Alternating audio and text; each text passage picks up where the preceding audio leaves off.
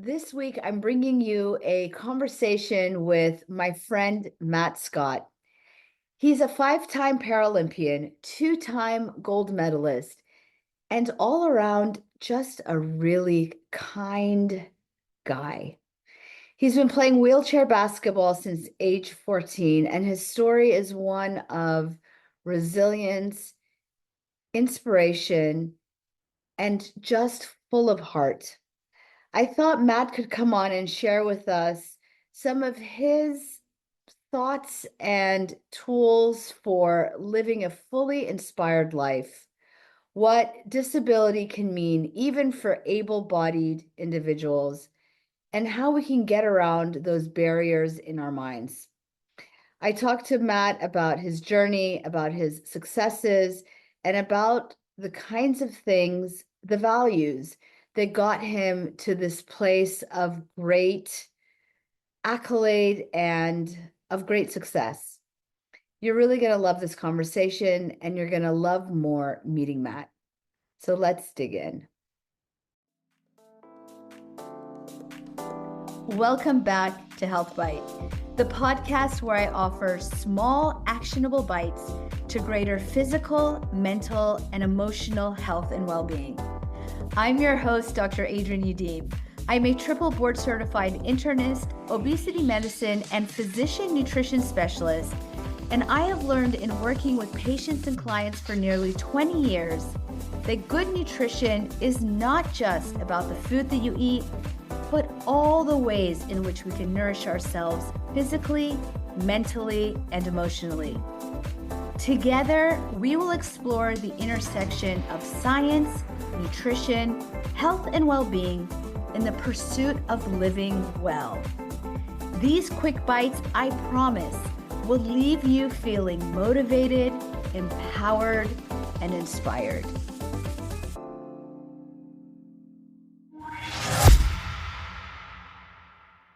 Welcome, Matt. Welcome, my friend. I'm so happy to have you here. It's so good to be here. Thank you for inviting me to your platform. I was thinking about this, Matt. I think we've known each other for 10 years plus. And I remember when I first met you, I was captivated by you, not just because you are, our viewers are listening, they can't see you, but you are a handsome man. You are also very distinguished. You've accomplished a lot in your career. But I was instantly captivated by, I don't know how else to call it other than like your spark, your essence. It was something that immediately showed through. So I'm so excited to share you with my listeners and to have this conversation. Well, grateful to be here, and it's mutual. I mean, I think that there's that term like real recognizes real, and I definitely recognized you immediately when we met. We obviously we were there for like a shared passion of amplifying the disability community. I think you had a tie there as well, and it was nice to connect with someone who also had just a shared passion and also a spark in this world. So thank you for having me. Appreciate that. So can we start by you sharing with us a little bit about your history? Yeah, start from the beginning. Yeah, okay, let's go all the way back. Well, I was born with a congenital birth defect called spina bifida. So before, the gold medals, before any playing wheelchair basketball overseas or living in San Francisco. I grew up in Michigan, cold Michigan winters. Would have my wheelchair really like rusted out and just kind of in bad shape. I was pushing around and in equipment that wasn't getting me from point A to point B. But I loved sport and I loved basketball.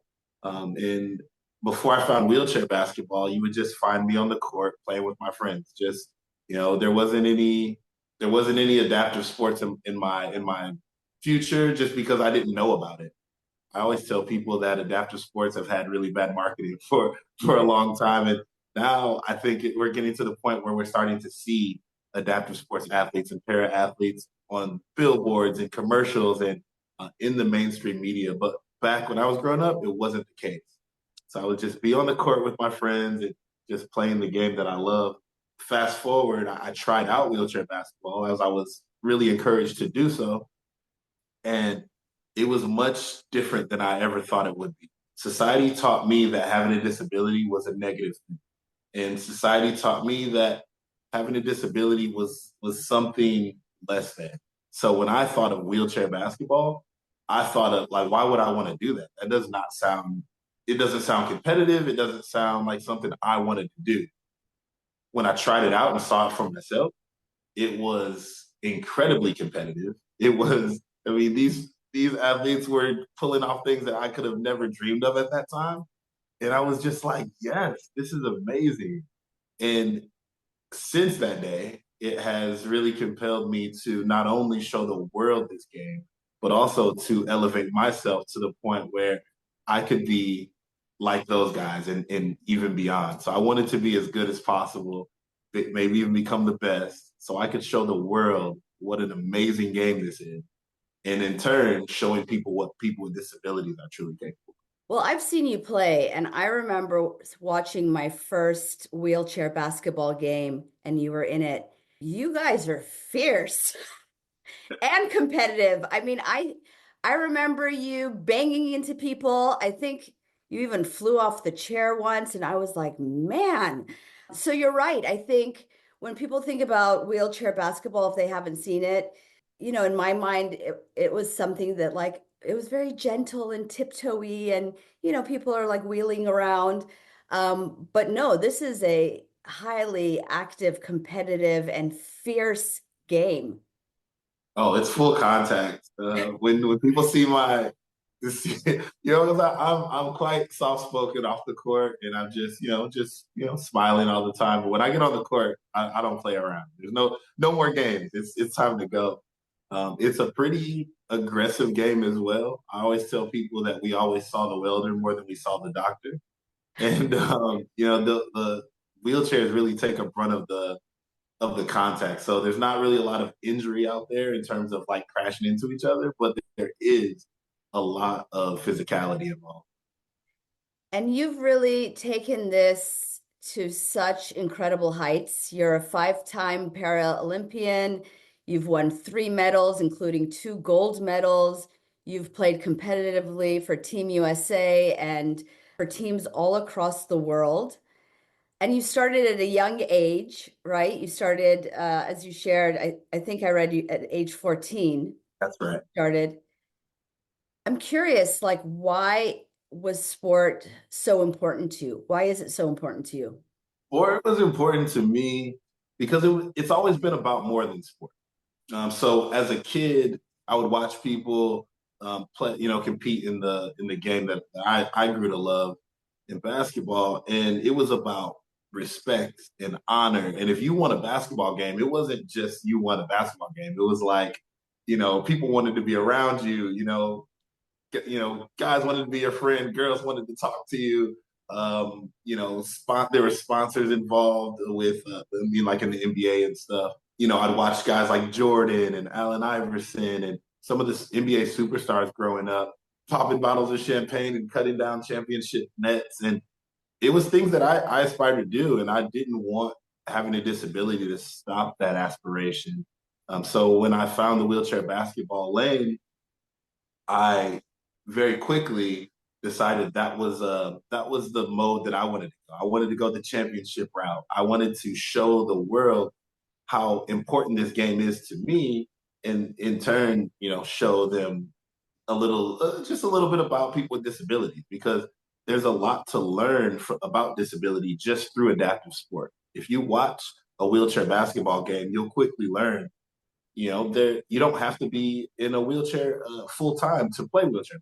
Or maybe you have a limb difference, or maybe there's an amputation. Maybe one leg is longer than the other, because basically you just need a physical disability of the lower extremities, a permanent physical disability, in order to play. So you don't have to be pushing around in a wheelchair full time to play the game. So sometimes people would see me, the game would be over, and one of my teammates would unstrap out of the wheelchair and he'd walk off with me, and people would be like, "Hey, what's going on with that?" quickly learned that disability is a spectrum, and you don't necessarily have to be fully in that wheelchair all the time just to compete. Yeah, so I want to hone in on some of the things that you said because yes, there was the champagne and the medals and all of the shiny things. But it sounds like what drew you to the sport were also values. You mentioned respect and community. And so it came from a value-driven place. Is that something you recognized early, or is that something that you kind of now in retrospect reflect on? That's a great question. Definitely in retrospect, like reflecting back on it, those things have become very important to me. But I think even at a young age, I saw I saw basketball and I saw sport as a way of connecting to a community, as a way of social acceptance, as a way of breaking down people's perception of who they thought I was to showing them who I can actually be. And so sport was just that very unique vehicle for me to be able to show those things. And I don't know that I saw it as that as much as I do now. I do, like, in retrospect, I really see it that way. But it was a tool that I wanted to use to break down those barriers. Well, the physical barriers are obvious, right? Um, but I want to talk a little bit about the emotional barriers, the psychological barriers, because I think it's easy for people to see someone once they've gotten there, all the accolades, all the recognition, the medals. We forget that it's there's a process to getting there. So, what was your process? Can you talk and describe a little bit about what you experienced or what barriers you had to overcome personally in order to get to this point? I love that question, especially because me having grown up with my disability and it being a congenital birth defect, these have always been my circumstances. So I don't ever see being in a wheelchair or having a physical disability as a like some insurmountable hurdle that I had to get over. It was just my circumstances at all times. And I think that's very different from someone who might acquire their disability later in life. You know, you're running, jumping, climbing, and suddenly that ability has been taken away from you. I have never felt like my ability has been taken away from me. Actually, I feel like I'm starting to be getting hmm, I'm starting to get more abilities as I grow older. You know, I'm starting to become more able. So I'm never losing the ability. But the barriers that you mentioned, I've always felt that my biggest barrier wasn't having the disability, it was always society's perception of disability. So the barriers that I'm getting through are accessibility in the world and trying to navigate through a world that just wasn't created for me. Just breaking down people's perception of things that I would be capable of, breaking down the perception of an athlete, trying to break into mainstream commercialization and advertisements. I was actually the first Paralympic athlete with his own Nike commercial, which is a it feels like a lifetime ago, but it's an achievement that I'm very proud of, and not from a personal standpoint, but for the Paralympic movement, because I think that knocked down tremendous barriers and really started a flow of other things coming in the future. The biggest barrier I think is society's perception, and I'm going to continue to fight that barrier. Yeah, and you do such great work in terms of advocacy. And we'll talk about your organization in a moment to try and propel this message and to disrupt that stigma around disability. It's very important work.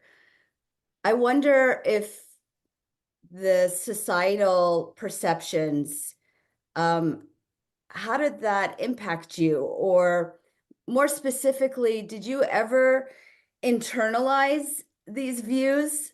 Because there's something to be judged or to be viewed in a certain way. And it's a whole other thing once you take that on personally. Yes, the answer is yes. I take it very personally.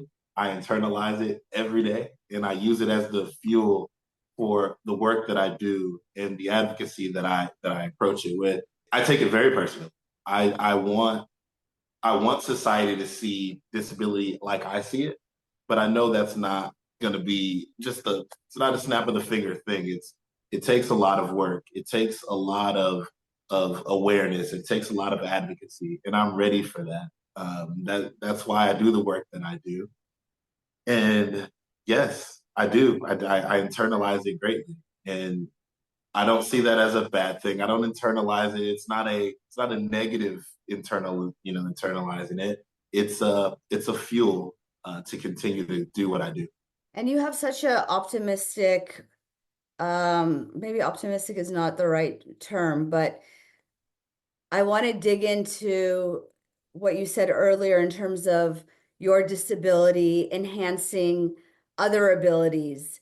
I know that they always say that when people have a missing sense, like people who are blind or they're deaf, they're missing that sense, that they amplify, like other senses are amplified, right? So, like for the person who has loss of vision, their hearing is amplified. So talk about that a little bit about how your physical disability amplified other things. Is that a sense that you have for yourself? I've never been asked that question before. That's a very interesting question, and I like it. I'm trying to think of other abilities that I feel like have been amplified from having a physical disability, and I really think that it's just given me a very broad perception of ability. It gives me a very broad perception of what an athlete can be, of what the human, you know, what human achievement is all about. I really think that I see the world differently because of my disability, and I'm grateful for that.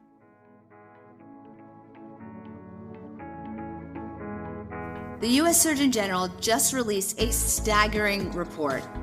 41% of parents report feeling that stress is completely overwhelming, and 48% report feeling so stressed that they can't function. Last year, the American Psychological Association released data showing that much of Americans, from parents to professionals, are feeling the same. But just because the experience is common does not mean that there isn't a solution. Mind-body skills are evidence-based practices rooted in ancient wisdom and backed by modern science that have been scientifically proven to reduce stress and manage reactivity.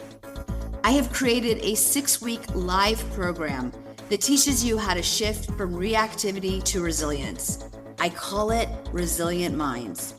These groups will be highly experiential, as I will guide you step by step in breathing, meditation, guided visualization, journaling, and other similar practices. In just 6 weeks, you will learn powerful mind-body skills to help you master your response to stress, reduce your reactivity, help regulate your emotions, and improve your health. These groups will be intimate and led personally by me, Dr. Adrienne. Space, of course, is limited, so don't wait. Head over to my website, www.dradrienneudim.com. By signing up for my newsletter, you will receive exclusive updates for when registration for Resilient Minds goes live. Let's learn together and build the resilience you need to thrive.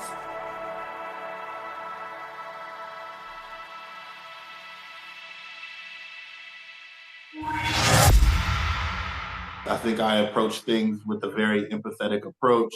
I think I see each individual for their capabilities and the value that they bring, and not what society has taught me what's valuable to to a thing. I think sometimes society can push us to be a bit transactional, and I think that having a disability has pushed me away from that sort of approach.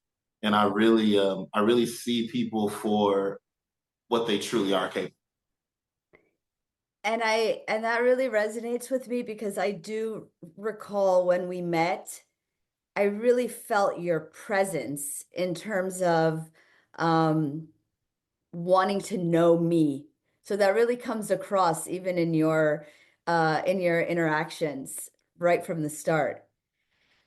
So I'm listening to you and I'm like, okay, you sound like a mental master. Like you've got this all down. You're positive, you've embraced the disability, it's cultivated other abilities. Like, were you always like this? I know you were born with a congenital, you were born with spina bifida. So to your point, it's not like you lost something. You had to learn to live, or you lived this way from the very beginning. But come on now, were you always like just imbued with this sense of positivity and potential? I'll start by saying, what an opportunity it is to have a disability in this society.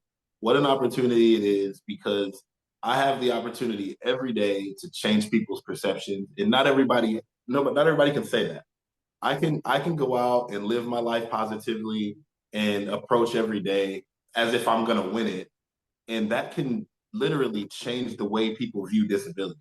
I think there's so much power in that, and so I wake up encouraged by that every day. My alarm goes off, I'm jumping out of bed, and I'm ready to literally change the world, because I really feel that people, when they see me, out in society, enjoying my life, doing the things that I love, going to work, just doing regular things, that can really kind of change the way that they view disability, and then that has this ripple effect through society.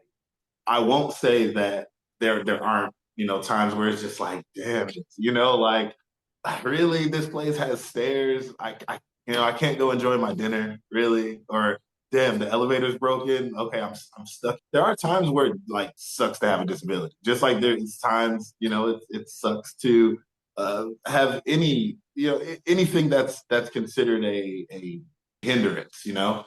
I will never see my disability as anything less than an opportunity. And that's how I approach life. That's how I've always approached life. I get it from my mom. She's been a very bright light in my life, and she just doesn't. Yeah, she. I think anybody that's ever come across my mother, has ever met my mother, you would understand what I mean. But she's just always been a bright light for me, and has always taught me to exude the confidence that I want, that I know that I have deep inside me, and never take a predicament as a negative thing. It just is your circumstance, and you do what you will with it. There's no negative circumstances. There's just negative approaches to the circumstances that you're in. I want to meet your mom. She's amazing. She's amazing. You can meet her. I'll introduce you. You keep talking about this in terms of your impact on society and the people and the around you, the world at large. But I'm struck by this sense of belief and how that propels you personally.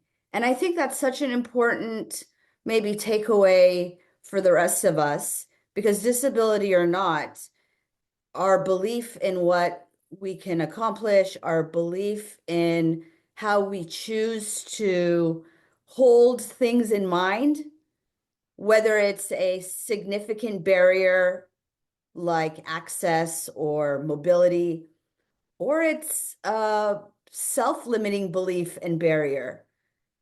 That is so important in terms of reaching our potential.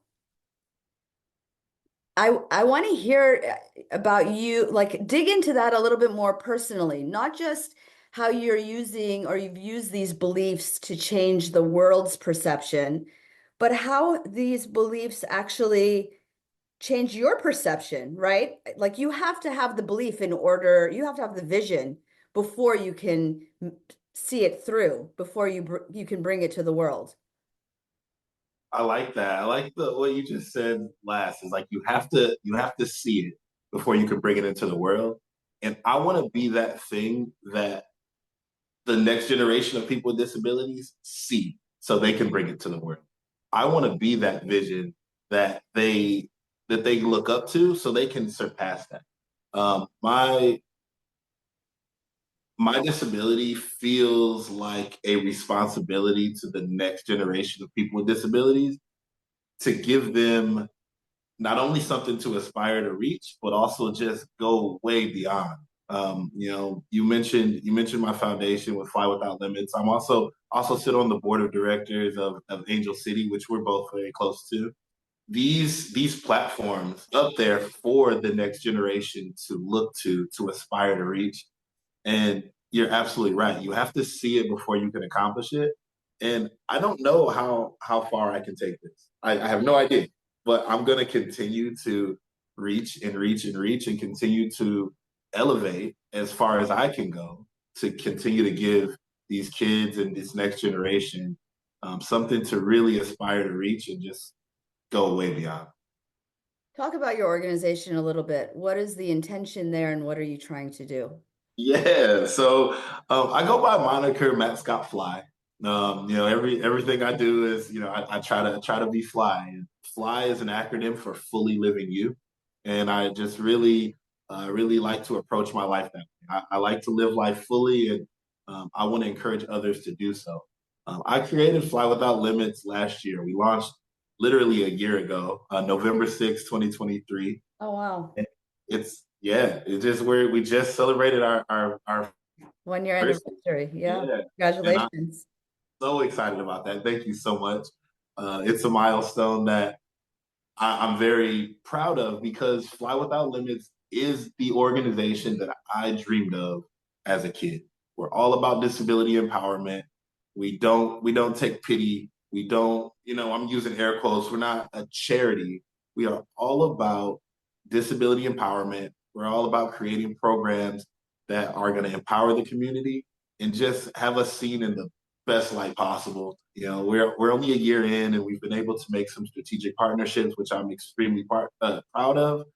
We've been able to host an event, which was I'm pretty proud of that event as well. As really like a spicy wheelchair basketball tournament, 3-on-3, like a street ball court tournament. That was pretty fun. And we're going to continue to make an impact in the community. Started off as a passion project for me, but now we have a community. And in that community, as a leader of the organization, I feel like I have an even more responsibility to lead by example and continue to build something that the disability community can be proud of. I don't want to be the voice for disability, but I want to be a voice for this. You used the word disability, and before we started recording, I asked you, there's different ways, right, to refer to this community. And I asked you if you preferred, people talk about able bodied. Where my mind is going right now is, especially right now, like in the world at large, there's so much division and divisiveness. And then I feel like there's this desire to counteract that, or this feeling like we can counteract that by tiptoeing around things. How do we refer to a Black person, a white person, a homeless person, right? And I feel like this desire to be so appropriate and proper is actually getting in the way of that connection that we're trying to seek. It's actually creating more divisiveness. Does that land with you? Lands totally. I really appreciate. First of all, I appreciated the question because how do people want to be referred to as a disabled person, as a person with a disability? Maybe that is different for everyone, but I go by the mentality that disability is not a bad word. There's nothing wrong with the word disability. There's nothing wrong with being disabled. And to try to talk around it, words like, handy capable or differently abled, like those come off a bit I'll use the word, it comes off a bit cringy. Like it's just trying to go around it. I think having a disability is perfectly fine. Anyone addressing someone with a disability should be comfortable enough to do that. I can't speak for everyone with a disability, but the word disability is not a bad word, and I think people should feel very comfortable using it. But what you said landed totally. I think we want to in times like these, we want to find more connection. We don't want the division. And I think being ultra sensitive about the words or the way people refer to me as a disabled person is only going to push people away. And my goal is to bring more people in. I told you how I want to impact the disabled community, but I also want to impact society as a whole. I don't want to just impact people with disabilities, but people that live without disabilities. I want them also to be impacted and brought in. You know, you mentioned earlier when you met me that you were captivated by me. I love that. That is the ultimate compliment, and I don't think I'm going to stop smiling about that today. Like that's the effect that I want to have on people. There's no way to have that impact if I'm waiting for you to say something that might trigger me and and then be offended by it in turn. Like we can't bring each other in. Like it's about educating each other, but also just finding ways to connect and be finding ways to connect. It's also a matter of being authentic, I think, and really embracing who we are, Mm, embracing it instead of like I like what you said, disability is not a bad word, but when we tiptoe around it, it almost feels like, yeah, that's the impression that we're relaying, even unintentionally, but that's the messaging. totally agree. Yeah, anyone that ever talks around it, there's no ill intention there. There is usually the opposite. But like you said, it ends up coming off like disability is a bad word when you try so hard not to say it. And really, it's just not an offensive word at all. Yeah, and I feel like we're spending a little bit of time talking about it because I'm thinking in my mind how relatable this is to other areas, right? To so many areas of our lives. Um, and so I think that's something that we should ponder, being able to really lean into what makes us different as a way of connecting instead of shying away from that. I totally agree. What do you think your community, the disabled community, and also your organization, Fly Without Limits, what messaging do you think is there, or what can be learned outside of amplifying the voice of the disabled community and connecting them to sport? But what can we learn about ourselves through your work and your messaging if we aren't disabled, right? Right. Well, I think that the acronym Fully Living You doesn't just apply to a person with a disability. You know, I hope you go on the rest of your day. I hope you have a fly day. I hope you feel fly. I hope that you're fully living your aspirations and reaching your goals. It's something that can resonate with anyone. It doesn't matter if you have a disability or you're a fully able-bodied person. I think that our community can really resonate because we're all about removing barriers that exist in people's lives. Who has barriers in their lives? Everyone. Every single person. We're all about creating opportunities for people that may not have those opportunities. Who needs opportunity? Everyone needs opportunity. We're all about bringing awareness. We're all about empowerment. Everyone needs those things. It's just that we represent a specific community that we're going to lend those resources to, that we're going to be the voice for. But in reality, every community can resonate with our message. I kind of asked you this before and I didn't get the answer that I wanted, so I'm circling back because we're talking about barriers, limitations, and the fact that we all have them. In terms of personal barriers or beliefs, do you have any practices that you use or any strategies that you use? I mean, I would love to think that you wake up every morning feeling fly. Maybe you do. But let's just say one day you don't. What kind of practices do you have to get around those mental barriers? Routine. Routine is very important for me. I think having a good like workout routine is very important for me. I try to get to the gym every day, whether I'm just moving my arms in a circle, or I'm, trying to pick up the entire gym. Having that workout routine is very important. Like movement is very important. The people that I speak to on a regular basis, that's important to me. So whether it be my mother or my girlfriend or my really close friend, having those like solid voices and those encouraging people in your life to share ideas with, to share your up times, your down times, that's very important. Being out and about is also very important to me as well.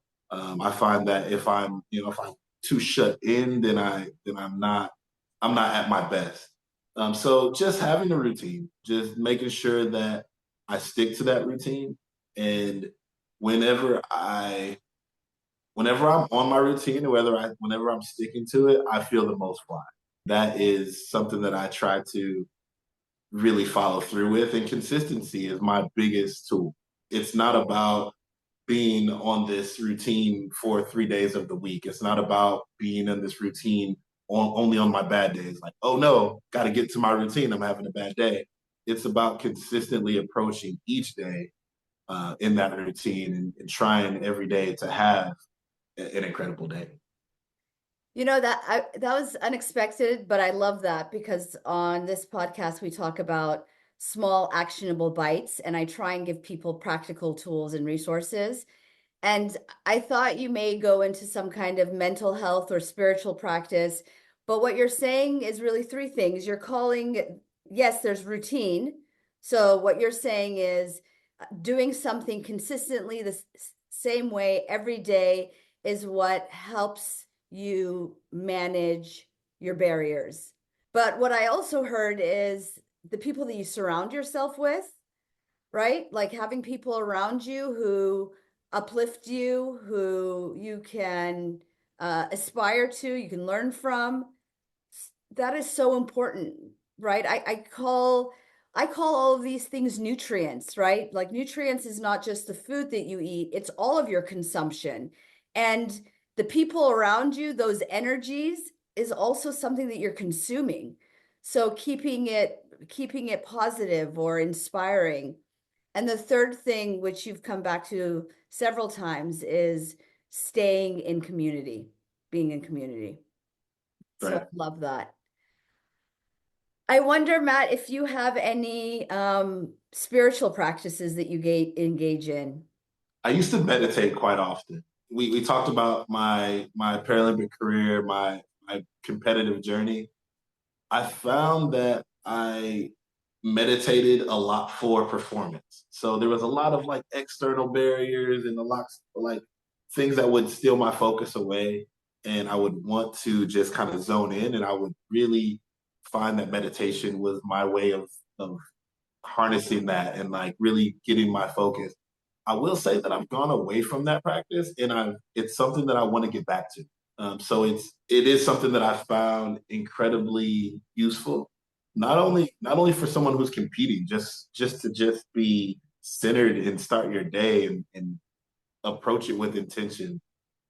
I really want to get back to it. It's something that I found that I used to do really just religiously. I would just always do it. I would wake up every morning and I would have my moment, and I would have these, yeah, you just really want to get back to it. So even this conversation is kind of getting me back to, I need to be more consistent with that, because it's part of the routine when I'm at my best, and I've definitely gone away from it.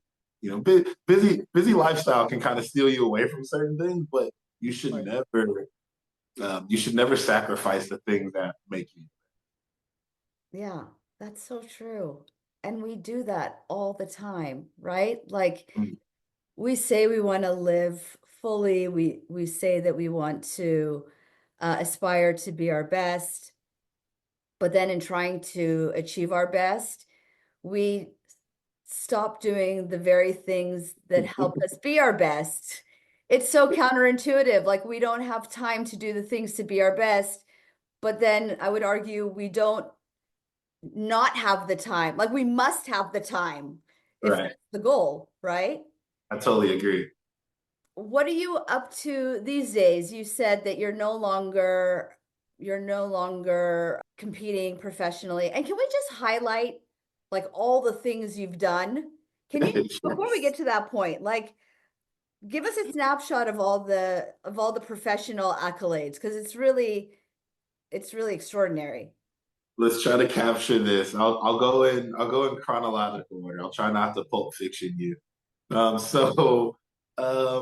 I went to the University of Wisconsin Whitewater, where I played wheelchair basketball through the collegiate division.